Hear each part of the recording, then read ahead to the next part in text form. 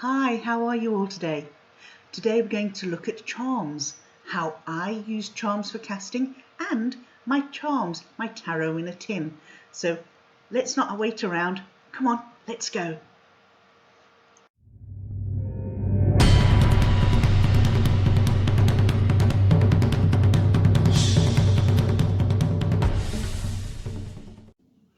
Hi folks. You can't really see them very well from here, but these are some of my charms, the charms that I use for charm casting. I use them in this, I keep them in this tray, and this is a tray that I purchased from Fragrant Haven, from Brian in Gorey in County Wexford, and you can see it's Ganesh on the inside, and it's the perfect sort of thing that you can stir around your charms and push them from one side to the other so that people, when you're doing a charm reading for somebody, that they can have a good rummage around and close their eyes, pick a charm, something they're drawn to, or they can even look and say, oh, that one I'm feeling pulled to. So let's see, what do I have here?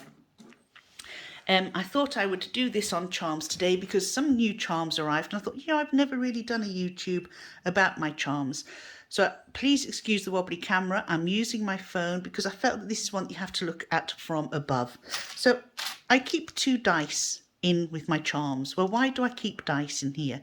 I keep dice in here because you can also use them for numerology. So if a person is drawn to pulling the dice, whether they want to use 1 or 2, you can use them for a throw, see what they get, and use the numerology with it. If, for instance, you pull out a charm that could be the cup, okay, you could roll the dice and read it as a tarot reading. So if you've got, there we have the 10 of cups. What is our 10 of cups? Happy families, etc., etc. If you don't use the dice and you draw the cup, well, what is it? Is it that you tend to see life with your cup half empty as opposed to half full, looking at the negative side of life? Or are you one of these people who are actually super positive? You see your cup half full, and that's how you approach life, and you're being told to carry on doing that's really good to go sometimes, and you do get the energy from the reading that you've had prior to pulling a charm for somebody, that they're not necessarily looking at life very positively, and it's something that they need to consider changing. Then we might get something along the lines of, let me see, this razor blade. It's a charm, but what could that signify?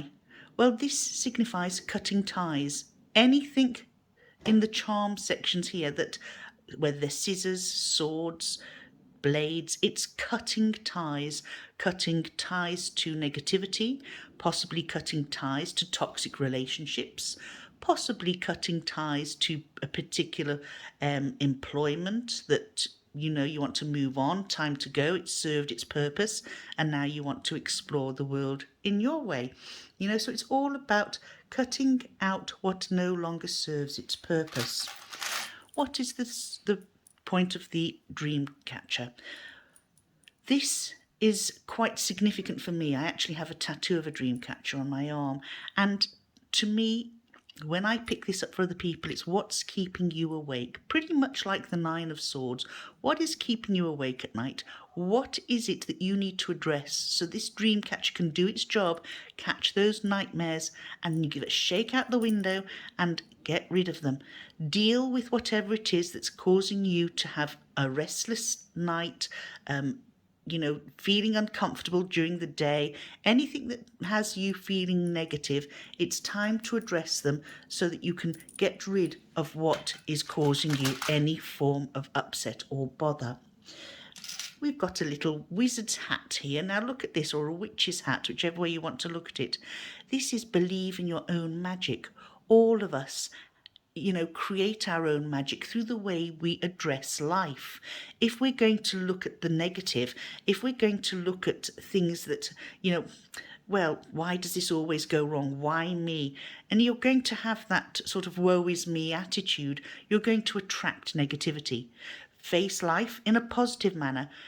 Don't just see life as, well, if things don't go wrong, then it's a bonus. See life as, well, that happened, but this is how I'm going to address it, and this is how I'm going to progress. And see the positive side. It makes you a much happier person in general. What have we got here? Here we have our skeleton. We have a couple of these, and this is like looking at, the death card in a tarot deck. And what does the skeleton represent? Are there skeletons in your closet? Is there something you need to address? Is there something you need to sort of unearth and fix it in order for you to move on in your life? Or is it that things are going to change? Certain situations are going to come to an end and new situations are going to rise for you. Things are going to be happier once you have addressed whatever negative situations need addressing. And there you can see that's our death or skeleton. Look at this one. This is another nice little one. And this can be read in a couple of ways. It's a little hand mirror, if you see there. It's really quite pretty. And it's all about looking at ourselves, self-reflection, reflecting on how we are. Do we have a tendency to judge other people and sort of pick out their foibles and their weaknesses and not recognise our own? Are you being asked to say, right, before we go criticising others, let's just make sure that we are not criticising them for something that we ourselves are doing? Is your reflection that's looking back at you one of kindness, one of honesty, one of being a good example? Or are you about to just pull someone apart for doing exactly what you do? Alternatively, do you see yourself in a negative light? Do you constantly knock yourself, yet other people see you as beautiful, happy, outgoing, clever, but you don't see that? Stop, reflect, and have a look at you and see what other people see. See the positivity and start believing in yourself. So there are so many ways charms can be read. What do we have here? Our helping hand. Okay, offer somebody that helping hand. They might reject your help at first. Maybe they don't realise that they do need help, but it doesn't mean to say you force the help on them. But let them know that you're always there to hold them in love and light, if ever they should need it. You're there to help, to guide, to carry along if necessary. Time waits for no man, don't waste it. Make, hay while the sun shines, so to speak. When we're younger, time seems to go so slowly from one event to another, or, from a Monday to a Friday, so you have your weekends off at school.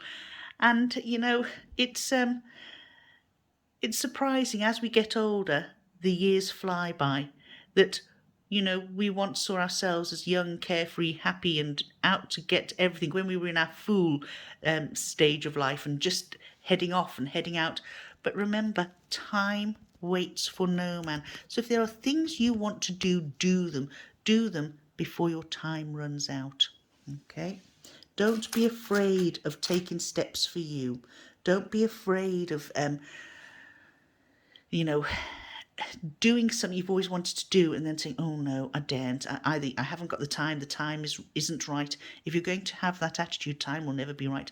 This lovely bunch of flowers, new growth, new life, new beauty, getting ready, get your garden ready for the spring, get your flowers all planted, new growth, new plans in businesses, sow those seeds and let things work out just well for you. Let's have a look. What else? Oh, we've got another dream catcher there. Celebratory balloons there. What is it you're celebrating? If there is nothing to celebrate, then just see the enjoyment and the childlike. Look at life at times. Sometimes stop. Look at the world through the eyes of a child. Get the joy that a child would get out of watching a balloon. Because when you lose the ability to see the magic in life, see the joy, the happiness, the childlikeness or childishness, if you want, when you stop seeing things like that, you stop enjoying life. And sometimes you can be enduring life as opposed to enjoying it. And you really don't want that. We have a wishing well. Look at this. A wishing well here. Be careful what you wish for because it might just come true. I do have an example of something like that, but I'm not going to use it because it is personal. But somebody made a wish once, and sadly the wish came true. But we'll say no more and carry on. Let me see. Oh, is this what I think it is? Somebody that's come to you for a reading pulls this, and they've been pretty negative. Be positive. Be positive. Don't worry about what might happen. Concentrate on what is happening. Try to make sure you have the best outcome out of any sort of situation. If you haven't, you tried. You can always try and try again. Be positive. So there you go, people. You know, here's another one of our skeletons. I quite like this one, Skelly. And, you know, we have, I've shown you how we have the sort of scales here, scales of justice, balance,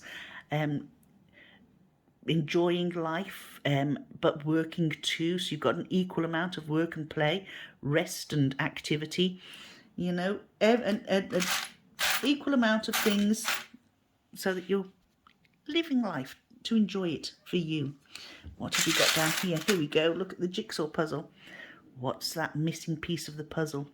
What's that missing part in your life that you're thinking, I need to do something? Do you need to fulfill an obligation in order for things to be whole? Do you need to right wrongs?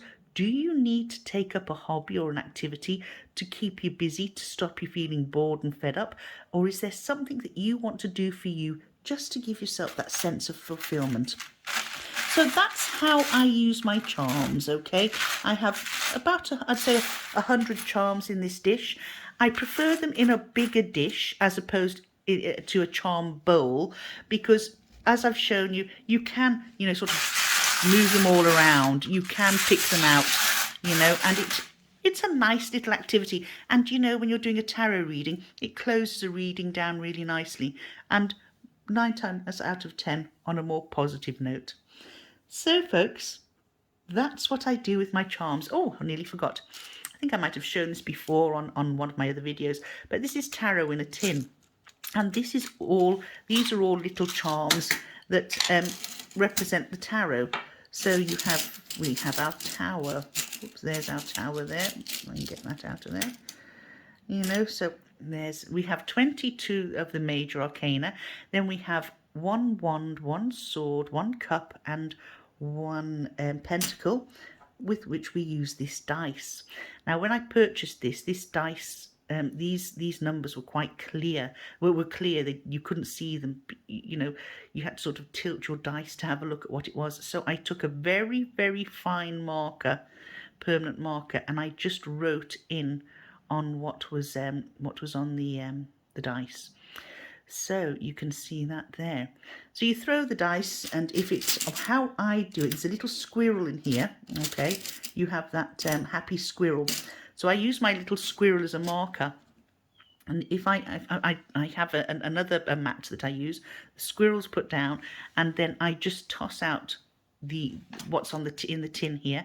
And if I'm picking 3, if I'm doing just a one sort of charm reading, and if either the wand, the cup, the pentacle, or the sword lands closest to it, I roll the dice. And as you can see, our dice goes up to 14. So 1 to 10 would be our 1 to 10 of that suit.